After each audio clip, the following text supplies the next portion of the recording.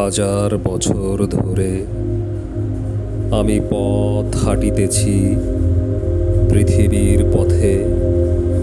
সিংহল সমুদ্র থেকে নিশীথের অন্ধকারে মালয় সাগরে অনেক ঘুরেছি আমি। বিম্বিসার অশোকের ধূসর জগতে সেখানে ছিলাম আমি। আরো দূর অন্ধকারে বিদর্ভ নগরে আমি ক্লান্ত প্রাণ এক। চারিদিকে জীবনের সমুদ্র সফেন আমারে দুদণ্ড শান্তি দিয়েছিল নাটোরের বনলতা সেন। চুল তার কবেকার অন্ধকার বিদিশার নিশা, মুখ তার শ্রাবস্তির কারুকার্য অতি দূর সমুদ্রের পর।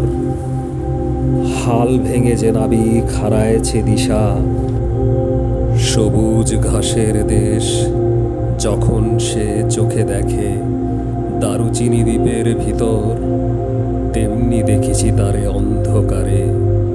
বলেছে সে, এতদিন কোথায় ছিলেন? পাখির নীরের মতো চোখ তুলে নাটোরের বনলতা সেন। সমস্ত দিনের শেষে শিশিরের শব্দের মতন সন্ধ্যা আসে। টানার রৌদ্রের গন্ধ মুছে ফেলে চিল। পৃথিবীর সব রং নিভে গেলে পাণ্ডুলিপি করে আয়োজন। তখন গল্পের তরে জোনাকির রঙে ঝিলমিল। সব পাখি ঘরে আসে, সব নদী ফুরায় এ জীবনের সব লেনদেন।